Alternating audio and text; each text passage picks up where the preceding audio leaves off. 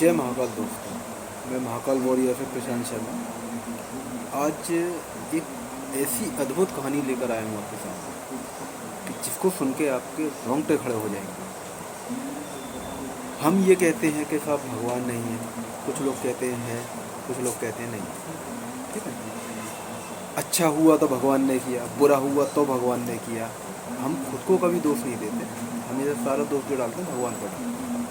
ठीक है, तो उसी से रिलेटेड आज मैं आपको एक ऐसी सच्ची घटना सुनाने जा रहा हूँ जिसे सुनकर आपको भी यकीन हो जाएगा, हाँ सच में भगवान है। और ये तो कहने वाली बात नहीं, वास्तव में है। बट ये एक सत्य घटना सुना रहा हूँ। एक गांव में एक औरत रहती थी। ठीक है, उसकी भगवान में बहुत आस्था थी और कहीं भी कथा होती थी, कहीं भी बुलावा आता था, कहीं भी हवन पूजा हो रही है, वो ज़रूर जाती थी कि मुझे मेरे भगवान ने बुलाया है। ठीक है, उसकी सहेलियाँ थी गांव की और कहती, मना करती थी कि ये सब कहने वाली बात है, कुछ नहीं होता, तू हर जगह चल देती है। तो ऐसा नहीं है, अपनी अपनी श्रद्धा वाली बात है। वो जाती थी लेकिन नहीं, वो किसी की नहीं सुनती थी। वो कहती थी मैं तो मुझे जाना है तो जाना है। तो वो हर जगह जाती थी। तो एक बार क्या हुआ, वो कथा सुनने गई, उसके लड़के का हो गया एक्सीडेंट। ठीक है, बहुत सीरियस कंडीशन। अब कथा से भगवान से हाथ जोड़ के जब उसके पास बुलावा आया कि आपके लड़के का एक्सीडेंट हो गया है, तो उसने सोचा कि भगवान से आज्ञा लेकर मैं हॉस्पिटल में देख के आती हूँ मेरा लड़का कैसा है। तो भगवान के आगे हाथ जोड़ के, प्रभु मैं थोड़ी देर के लिए जा रही हूँ, फिर मैं लौट के आती हूँ। जाके देखती है लड़का सीरियस कंडीशन में हॉस्पिटल में आईसीयू में होता है, ऑपरेशन की तैयारी चल रही होती है। जाती है, लड़के की सेवा करती है धीरे धीरे, लेकिन भगवान पे से आस्था नहीं छोड़ती। धीरे धीरे करके वो अपना रेगुलर भगवान के पास हर कथा में जाती थी, सारे काम करती थी। उसके बाद लौटकर फिर वो अपना लड़के की सेवा में लग जाती थी। कुछ दिन बाद उसका लड़का बिल्कुल ठीक हो गया। उसके बाद फिर वो एक जगह कथा सुनने गई। दोबारा पता चला, एक गांव के किसी बुजुर्ग आदमी ने आकर बताया कि आपके लड़के का ऐसे ऐसे एक्सीडेंट हो गया, बहुत सीरियस कंडीशन। फिर उसकी सहेली उससे ये बात कहती है कि तू इतना पूजा पाठ करती है, तेरे लड़के का बार बार एक्सीडेंट हो जाता, तो तू ये क्यों इतना पूजा पाठ करती है? बोले जो भगवान तेरे साथ हर बार बुरा करता है, तू उसी को पूजने में लगी रहती है, हर जगह चल देती है उठ के। तो ऐसा नहीं है। उस औरत ने कहा कि बहन देख, ऊपर वाला जो करता है वो हमेशा अच्छे के लिए करता है, हो सकता है इसमें कुछ अच्छा हो। उसने कभी निगेटिव नहीं लिया उस चीज़ को कि मेरे लड़के का एक्सीडेंट हो गया तो पूजा पाठ छोड़ दूँ। वो रेगुलर जाती थी अपना। फिर हॉस्पिटल गई अजय याद लेके भगवान से। फिर उसने देखा कि लड़का बहुत सीरियस कंडीशन में, सेवा की।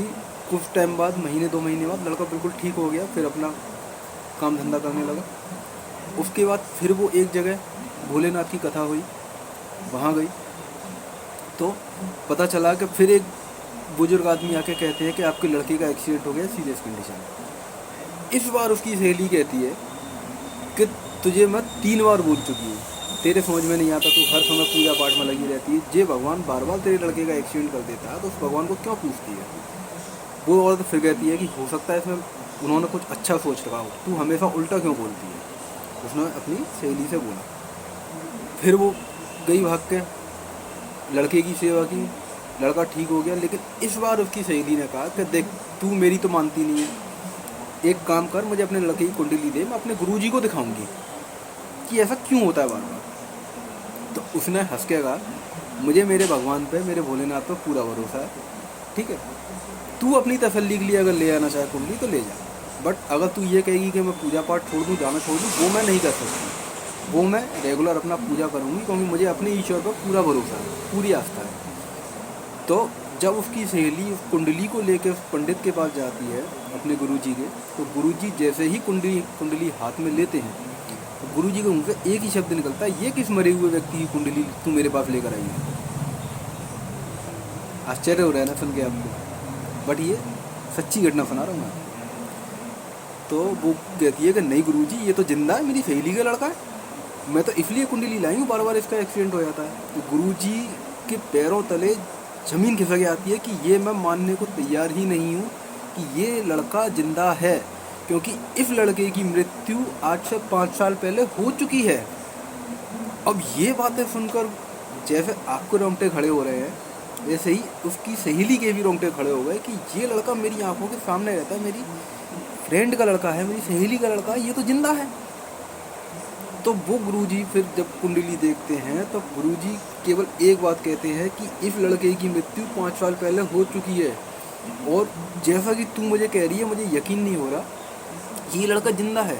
इसका मतलब कोई ऐसी शक्ति ऊपर बैठी है जो इसको बार बार इसकी रक्षा कर रही है। तब जाके उसकी लड़की औरत की सहेली की आंखें खुलती है, वो आके उस औरत के पैर पकड़ लेती कि बहन तुझे मान गई है, वास्तव में तूने अपनी आस्था जो थी वो सच्ची रखी, और वो ही ईश्वर है जिसने तेरे लड़के को जिंदा कर रखा है, नहीं तो तेरा लड़का 5 साल पहले ही मर चुका था। तब जाके वो उसके से माफ़ी मांगती है और उससे कहती है कि मुझे भी अपने भगवान के पास ले चल, मैं भी उसकी सेवा करना चाहती हूँ। उस दिन से वो औरत भी उसके साथ में हर भजन कीर्तन में उसमें जाने लगी। इसलिए कहते हैं जय महाकाल, जय दोस्तों, जय श्री राधे गोपाल, वृंदावन बिहारी लाल की जय। कभी भी अपनी आस्था मत छोड़ो, क्योंकि वो जो करता है ना हमेशा अच्छा करता है। कभी किसी के साथ गलत मत करो, कभी किसी को बुरा मत सोचो, हमेशा सबका भला करो, गरीबों की हमेशा सहायता करो।